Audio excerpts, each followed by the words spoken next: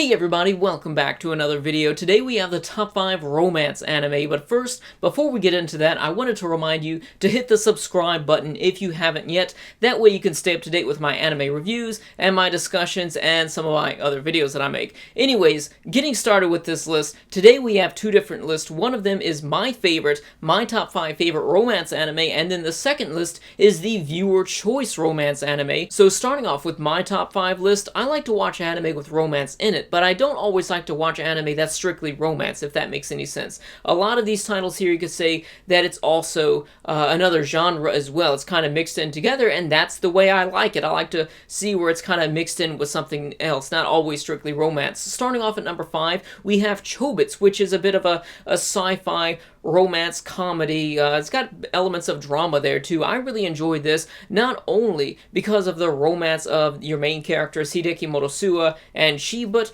mostly, actually, I felt that the stronger romantic elements in the series were featured within the stories of these side characters. It's something that really makes you think too, because you'll see these side characters in their backstories, and you'll learn about how they actually fell in love with these androids, and it really brings up the moral question of, can you really love an android or a machine like that? Can you really love it? And at the end of the day, is it programmed to love you, or can it actually love? Now, I know this is an anime list, but personally, I have to give a slight nod to the Chobits manga. It's very close to the anime. The anime has a few filler episodes, but I like the way that some of the scenes are depicted, and I like some of the wording better in the manga than the anime itself. Plus, the ending just gives you that little bit extra closure to it, so I really have to give the nod to the manga if you're interested in checking out the Chobits series. Next at number 4, we have the romance that got me into anime. That is Samurai X Trust and Betrayal. It's such a beautiful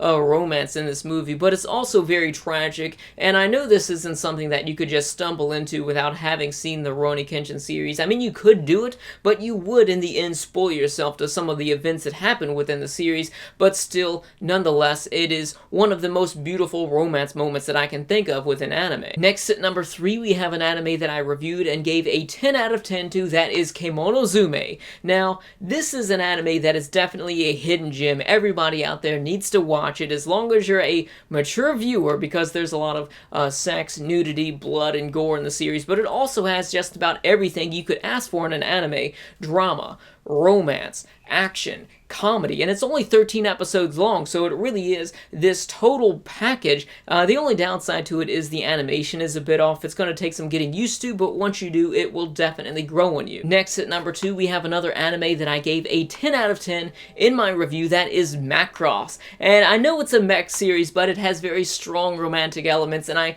really felt like I was being appreciated while watching it just because of the depth of all of the characters. It felt like it was this perfect blend between a slice of life romance and also a mecha series, and it was just this perfect combination of all of these, in my opinion. And I say that because what makes Macross so great is not the emphasis on war, it's not the emphasis on the mech battles, it's the emphasis on the growth of the characters and their interaction with each other, and that's really the main star of the show. Sure, they have the mechs, sure, they have the giant war, and they're cool to see if you like that sort of thing, but it's not just about that, and it really shows that they were focusing on other things.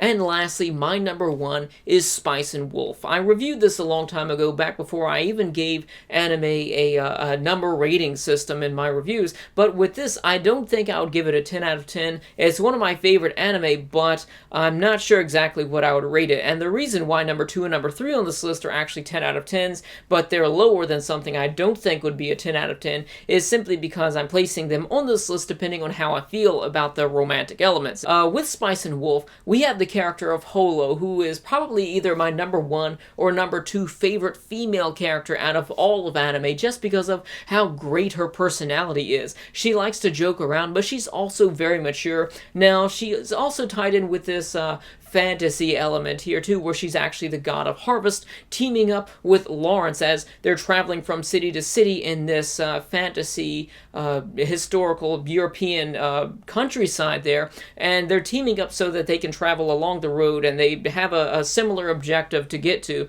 but they're actually trading, and it sounds like it would be really boring to watch these two characters travel along the road trading, but it's actually not. The character development here, the interaction between the characters, you do fall in love with with him. However, Lawrence himself really does, he's kind of a bland character, I have to be honest with you, but the star of the show is totally Holo, and she's like the perfect girl there. Just that perfect balance of having a great humor, but also being very serious and mature at the same time. So moving on to the second part of this video, the viewer choice top 5 romance anime. Starting off at number 5, we have Spice and Wolf. My number 1 is your number 5, and I'm not even worried about that because I saw people voting for Spice and Wolf. I was happy for that. I saw people voting for Kemonozume and also Macross, so you know who you are, the guys who voted for all of that. Come on, give it here. Good taste in anime, yeah. Anyways, wait for the camera to focus. Number 5 is Spice and Wolf. I already talked about that. Don't need to say a whole lot, but it's definitely a great series. Next at number 4 is Kimi ni Todoke, and I can't really say a whole lot about this aside from the fact that it appears to be this very sweet, innocent slice of life romance, and I started either watching it or reading it long enough ago that I can't remember if I watched it or read it, so it's pretty far back. But I probably read the first volume or seen the first few episodes to it, and I like what I saw, so I'm definitely going to have to return to that at some point. Next at number 3, we have Golden Time, which is something that I've been watching since I made the announcement video last week. I saw everybody voting for Golden Time, so I thought, you know what, this would be something that I think I might enjoy after reading into it and then watching it. It kind of threw me off a bit because all of the characters are nearly painfully cliche, but as you watch the series, they grow and develop and become almost like real original characters there, and they have a lot of development. All of them do, and it was just something that I felt was pretty strange because it's something that had to grow in you like that, but I'm enjoying it so far. I'm probably about 4 or 5 episodes from finishing it, so it's not that far off. Hopefully I can get the review out for Valentine's Day, because that was my intention with that. So moving on to number 2, we have Clannad, and I remember back when I started to watch Clannad when it was on Netflix, and this was a while ago. Then Netflix removed it, I was unable to watch it,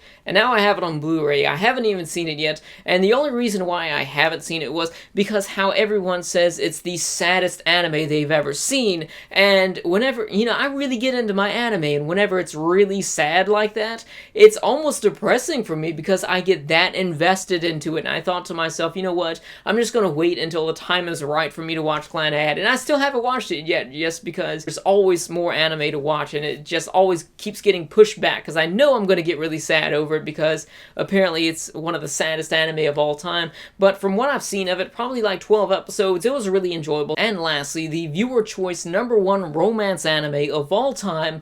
I'm surprised by this one. I expected it to be Clannad, but actually it's Toradora. I'm probably so surprised by that because I've never seen it. Actually, I probably have seen a few episodes of it because I own it on DVD, and it looks to be like a pretty good romance comedy from what I've seen. The main love interest here, I can't remember her name off the top of my head, but she seems like this very rough character, and I think I'd enjoy watching her. So that's something else that I need to check out.